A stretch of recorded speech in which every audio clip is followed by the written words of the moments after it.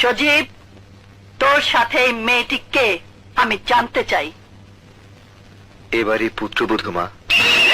পুত্রবধূ এই বাড়ির? সজীব, আমি আবারও জিজ্ঞেস করছি, বল কে এই মেয়ে? বললাম তো মা, আমার স্ত্রী, তোমার বৌমা। বউয়ের মুখটা একটু দেখি। সজীব, ঘোমটাটা সরা।